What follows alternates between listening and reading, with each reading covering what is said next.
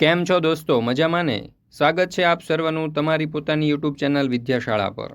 આજે આપણે ધોરણ 8ની વિજ્ઞાન વિષયની તારીખ 6/9/2024ના રોજની જે એકમ કસોટીની જે પ્રશ્ન બેંક છે તેનું સંપૂર્ણ સોલ્યુશન આપણે આ વિડીયોની અંદર જોવાના છે. ચાલો તો શરૂ કરીએ પ્રશ્ન બેંક. એમાં પ્રશ્ન નંબર 1, નીચે આપેલા પ્રશ્નોના જવાબ લખો. એમાં પહેલો સવાલ, આ પાકનો સમયગાળો વર્ષા ઋતુ છે તો ખરીફ પાક. આ પાકનો સમયગાળો ઓક્ટોબરથી માર્ચ છે તો રવિ પાક. મગફળી અને કપાસ આ પાકમાં સમાવિષ્ટ છે તો ખરીફ પાક. આ પ્રકારના પાકને વધારે પાણીની જરૂર પડે છે તો ખરીફ પાક. રાઈ અને અળસી આ પાકના ઉદાહરણ છે તો જવાબ આવશે રવિ પાક. ત્યાર પછી બીજું, નીચે આપેલા સૂક્ષ્મજીવોને લીલ, પ્રજીવ અને ફૂગમાં વર્ગીકરણ કરો. તો લીલમાં આવશે સ્પાયરોગાયરા, પ્રજીવમાં આવશે પેરામિશિયમ અને અમીબા, ફૂગમાં આવશે પેનિસિલિયમ અને બ્રેડ મોલ્ડ.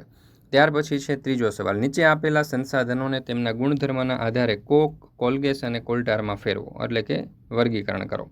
પહેલું, તે કાર્બનનું લગભગ સંપૂર્ણ શુદ્ધ સ્વરૂપ છે તો કોક. તે 200 જેટલા પદાર્થોનું મિશ્રણ છે તો કોલ્ટાર. તે કોલસામાંથી કોક બનાવવાની પ્રક્રિયા દરમિયાન મેળવવામાં આવે છે તો કોલગેસ. તે સખત છિદ્રાળુ અને કાળા રંગનો પદાર્થ છે તો કોક. તે કાળું, ઘટ્ટ તથા અણગમતી વાસ ધરાવતું પ્રવાહી છે તો કોલ્ટાર. ત્યાર પછી પ્રશ્ન નંબર 2, નીચેના કારણોના જવાબ આપો. માં પહેલું, અળસિયાને ખેડૂતનો મિત્ર કહે છે. તો અળસિયા જમીનમાં રહી જમીનને ઉપર નીચે કરે છે અને પોચી બનાવે છે. અળસિયા જમીનમાં રહી સેન્દ્રિય પદાર્થોનો ઉમેરો કરતા રહે છે. તેઓ કેટલાક નકામા પદાર્થોમાંથી વર્મી કમ્પોસ્ટ ખાતર બનાવે છે. આમ અળસિયા જમીન ઉપર નીચે અને પોચી કરવાનું તથા જમીનમાં સેન્દ્રિય પદાર્થો ઉમેરવાનું કાર્ય કરી ખેડૂતને મદદરૂપ બને છે. તેથી અળસિયા ખેડૂતના મિત્ર કહેવાય. બીજું, અંજનાબેન અનાજનો સંગ્રહ કરતા પહેલાં તેને તાપમાં સૂકવે છે. તો અંજનાબેન અનાજનો સંગ્રહ કરતા પહેલાં સૂકવે છે જેથી અનાજમાં આર્દ્રતા એટલે કે નમી દૂર થાય છે, ફૂગ, સૂક્ષ્મજીવો અને જીવાતો ન પેદા થાય અને અનાજ લાંબા સમય સુધી સુરક્ષિત રહે. ત્રીજું, ખોરાક હંમેશા ઢાંકેલો રાખવો જોઈએ. તો માખી રોગકારક સૂક્ષ્મજીવોના વાહકનું કાર્ય કરે છે. તે એંઠવાડ પ્રાણીઓના મળ, રોગોના ઝાડા, ઉલટી વગેરે ઉપર બેસે છે અને તેના શરીર અને પગ રોગકારક સૂક્ષ્મજીવો ચોંટી જાય છે. તે ઢાંક્યા વગરના ખોરાક ઉપર બેસે છે ત્યારે રોગકારકોનું સ્થળાંતર થાય છે અને આવો દૂષિત ખોરાક સ્વાસ્થ્ય વ્યક્તિ ખાય છે ત્યારે તે બીમાર પડવાની શક્યતા વધી જાય છે. તેથી ખોરાક હંમેશા ઢાંકેલો રાખવો જોઈએ. ચોથો સવાલ, ચેપી રોગ ધરાવતી વ્યક્તિઓને અલગ રૂમમાં રાખવા જોઈએ. તો ચેપી રોગ ધરાવતી વ્યક્તિને અલગ રૂમમાં રાખવી જોઈએ જેથી બીમારી અન્ય લોકો સુધી ફેલાય નહીં અને સ્વચ્છતા જાળવવાની અંદર સહાય થાય. મિત્રો, ધોરણ 8ની જે ઓરિજિનલ પ્રશ્ન બેંક છે તેના સોલ્યુશનની પીડીએફ જો તમારે જોઈતી હોય તો નીચે લિંક આપેલી છે, અથવા તો આપણે એપ્લિકેશન ડાઉનલોડ કરીને મેળવી શકો, અને વોટ્સઅપ પર જો જોઈતી હોય તો આ નંબર આપેલો છે. આ નંબર ઉપર કોન્ટેક્ટ કરી સંપર્ક કરીને મેળવી શકો છો. પાંચમો સવાલ, વાહનોમાં બળતણ તરીકે પેટ્રોલ કરતાં સીએનજી વાપરવું વધુ હિતાવહ છે. તો વાહનોમાં બળતણ તરીકે પેટ્રોલ કરતાં સીએનજી વાપરવું વધુ હિતાવહ છે કારણ કે સીએનજી ઓછું પ્રદૂષણ ઉત્પન્ન કરે છે જે વાતાવરણને વધુ અનુકૂળ છે. સીએનજી સસ્તું છે જેના કારણે યાત્રા ખર્ચમાં બચત થાય છે. સીએનજી વડે ખોટા વાયુઓ જેમ કે કાર્બન મોનોક્સાઇડ અને નાઇટ્રોજન ઓક્સાઇડ જેવા ઝેરીલા વાયુઓની માત્રા ઘટે છે જે સ્વાસ્થ્ય માટે લાભદાયક છે. સીએનજી બળતણની કાર્યક્ષમતા વધારે હોવાથી વાહનોની કામગીરી સારી રહે છે અને મેન્ટેનન્સ ખર્ચ પણ ઓછું થાય છે. છઠ્ઠો સવાલ, અશ્મિ બળતણનો વિવેકપૂર્ણ ઉપયોગ કરવો જોઈએ. તો અશ્મિ બળતણનો વિવેકપૂર્ણ ઉપયોગ કરવો જોઈએ કારણ કે તે બળતણ ઉપયોગ કરતી વખતે પ્રદૂષણ ઉત્પન્ન કરે છે જે હવા અને પાણીની ગુણવત્તા માટે હાનિકારક છે. અશ્મિ બળતણના ધુમાડા અને ઝેરી વાયુઓ આરોગ્ય માટે ખતરનાક હોઈ શકે છે. આ બળતણ પર આધાર રાખવાથી પ્રાકૃતિક સંસાધનોનો દુરુપયોગ થાય છે અને કુદરતી સંપત્તિ ઓછી થાય છે. ત્યાર પછી છે પ્રશ્ન નંબર 3, નીચેના વૈજ્ઞાનિક કારણો આપો. એમાં પહેલું, વિરાટભાઈ તેમના ઘરે 50 કિલો ઘઉંનો સંગ્રહ કરવા માંગે છે. તેની જાળવણી માટે શું કરી શકાય? તો કે યોગ્ય પ્રકારના કોઠાર અથવા પેટીમાં સંગ્રહ કરી શકાય, એરટાઇટ કન્ટેનર અથવા તો સીલપેક બેગનો ઉપયોગ કરી શકાય. આ ઉપરાંત ઠંડા અને સૂકા સ્થળે સંગ્રહ કરી શકાય અને સલ્ફર ડાયોક્સાઇડ અને અન્ય રાસાયણિક સામગ્રીનો પણ ઉપયોગ કરી શકાય. ત્યાર પછી છે મચ્છરથી થતા રોગથી બચવા માટે શું કરી શકાય? તો કે ઉપદ્રવ થતો અટકાવવો મચ્છરોનો જરૂરી છે. પાણીને કોઈ પણ જગ્યાએ ફેલાતું હોય તો દૂર કરવું જરૂરી છે. કુલર, ટાયર, ફૂલદાનીમાં પાણી ન ભરવા દેવું જોઈએ અને મચ્છરદાનીનો ઉપયોગ કરવો જોઈએ. જંતુનાશકોનો ઉપયોગ કરવો જોઈએ અને રસાયણો પણ વાપરવા જોઈએ.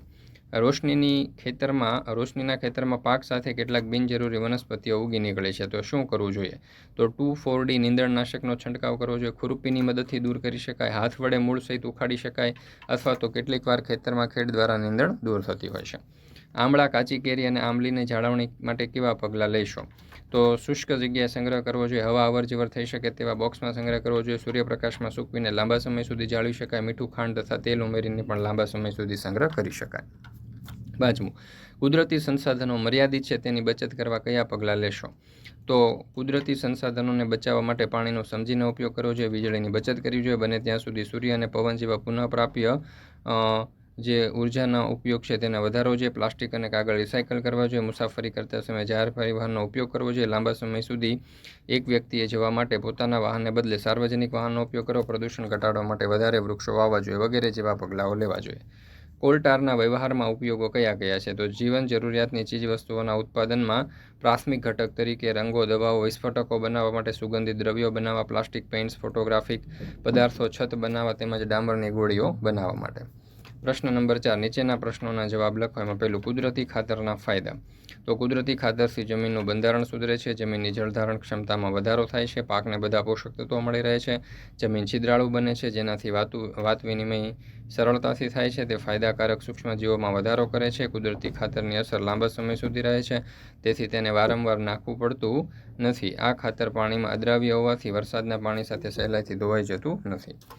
ત્યાર પછી છે ફુવારા પદ્ધતિ સમજાવો. તો પાણીનો કરકસરપૂર્વક ઉપયોગ કરવા આ પદ્ધતિ વપરાય છે. તેનો ઉપયોગ અસમતલ ભૂમિમાં સિંચાઈ કરવા માટે થાય છે. ફુવારા પદ્ધતિમાં ખેતરમાં મુખ્ય પાઇપ સાથે બીજી નાની પાઇપો જોડી થોડા અંતરે ફુવારા જોડવામાં આવે છે. ઊંચી ટાંકી અથવા તો પંપ દ્વારા મુખ્ય પાઇપ દબાણપૂર્વક પાણી પસાર કરવામાં આવે છે, જેથી ફુવારા મારફતે વરસાદની જેમ પાણી પાકને મળી રહે. ત્યાર પછી છે ત્રીજો સવાલ, સૂક્ષ્મ જીવોની ઔષધીય ઉપયોગો સમજાવો. તો રસી બનાવવા માટે કોલેરા, ક્ષય, શીતળા, કોમળો, કોલેરા, ડિપ્થેરિયા વગેરે જેવા રોગોને રસી દ્વારા અટકાવી શકાય. બીસીજી જેવી રસી છે તે ક્ષય રોગ સામે રક્ષણ આપે છે. શીતળા જેવા ભયંકર રોગોને રસી દ્વારા લગભગ નાબૂદ કરી શકાય છે. હાલમાં પોલિયો અભિયાન દ્વારા પોલિયો પર કાબૂ મેળવવાના પ્રયત્ન થઈ રહ્યા છે. બધી જ રસીનું ઉત્પાદન આપણે સૂક્ષ્મજીવોમાંથી કરી શકીએ છીએ. ત્યાર પછી છે નાઇટ્રોજન ચક્ર સમજાવો. તો અહીંયા નાઇટ્રોજન ચક્ર જે છે એની આકૃતિ સરસ મજાની આપેલી છે, તમે જોઈ શકો છો, અને સમગ્ર માહિતી જે છે તે અહીંયા દર્શાવવામાં આવેલી છે. ત્યાર પછી પાંચમો સવાલ, દૂધને સૂક્ષ્મજીવો રહિત કરવા પેસ્ચ્યુરાઇઝેશન પદ્ધતિ સમજાવો. તો પેસ્ચ્યુરાઇઝેશન એ સૂક્ષ્મજીવો રહિત કરી ખોરાકની જાળવણી કરવાની એક પદ્ધતિ છે. પેસ્ચ્યુરાઇઝ દૂધને ઉકાળ્યા વગર જે તે સ્વરૂપમાં વાપરવામાં આવે છે, કારણ કે સૂક્ષ્મજીવ રહિત હોય છે. તેના માટે દૂધને 70°C તાપમાને 15 થી 30 સેકન્ડ માટે ગરમ કરવામાં આવે છે, પછી તરત જ ઠંડુ કરીને તેનો સંગ્રહ કરી દેવામાં આવે છે. આમ કરવાથી સૂક્ષ્મજીવોની વૃત્તિ અટકી જાય છે, જેથી દૂધ લાંબા સમય સુધી બગડતું નથી અને કોથળીઓની અંદર પેસ્ચ્યુરાઇઝેશન દૂધ આવતું હોય છે. પુનઃપ્રાપ્ય અને પુનઃપ્રાપ્ય કુદરતી સંસાધનો સમજાવો. તો કુદરતમાંથી અમર્યાદિત જથ્થામાં મળતા અને માનવ પ્રવૃત્તિઓ દ્વારા ખલાસ ન થાય તેવા સંસાધનોને પુનઃપ્રાપ્ય કુદરતી સંસાધન કહે છે. ઉદાહરણ તરીકે હવા, ભૂમિ અને સૂર્યપ્રકાશ. કુદરતમાંથી મર્યાદિત પ્રમાણમાં મળતા સૂક્ષ્મ સંસાધનોને પુનઃ અપ્રાપ્ય કુદરતી સંસાધન કહે છે. ઉદાહરણ તરીકે જંગલો, વન્યજીવો અને ખનિજો. ત્યાર પછી છે પ્રશ્ન નંબર 5, નીચેના પ્રશ્નોના જવાબ આપો. એમાં વાહન ચલાવતી વખતે પેટ્રોલ અને ડીઝલની બચત કરવા તમે શું કરશો? તો ચાલીને જઈ શકાય તેવા સ્થળોએ પેટ્રોલ ડીઝલથી ચાલતા વાહનોનો ઉપયોગ કરવો જોઈએ નહીં. બને ત્યાં સુધી એકધારી અને મધ્યમ ગતિથી વાહન ચલાવવું જોઈએ. ટ્રાફિક સિગ્નલ આગળ અથવા તો તમારે રાહ જોવાની હોય તે સ્થળોએ વાહનનું એન્જિન બંધ કરવું જોઈએ. લાંબા અંતર સુધી એક વ્યક્તિએ જવા માટે પોતાના વાહનને બદલે સાર્વજનિક વાહન, બસનો ઉપયોગ કરવો જોઈએ વગેરે જેવા આપણે બાબતો ઉપયોગ કરી શકીએ. જમીનની ફળદ્રુપતા જાળવવા શું કરશો? તો જમીનની ફળદ્રુપતા વધારવા માટે જમીનમાં નિયમિત ખેડ કરવી જોઈએ, કુદરતી ખાતરનો ઉપયોગ વધારવો જોઈએ, રાસાયણિક ખાતરનો ઉપયોગ ઘટાડવો જોઈએ, જંતુનાશક દવાઓનો છંટકાવ ઘટાડવો, પાકની ફેરબદલી કરતા રહેવું જોઈએ તથા મિશ્ર પાકોનું વાવેતર કરવું જોઈએ. આધુનિક સિંચાઈ પદ્ધતિ પર્યાવરણને બચાવવા કેવી રીતે મદદરૂપ થાય છે? ત્યાર પછી છે પ્રશ્ન નંબર 6, નીચેના પ્રશ્નોના જવાબ લખો. એમાં આથવણની શોધ કોણે કરી, તેની ઉપયોગિતા શું છે? તો લુઈ પાશ્વરે 1857માં આથવણની શોધ કરી હતી.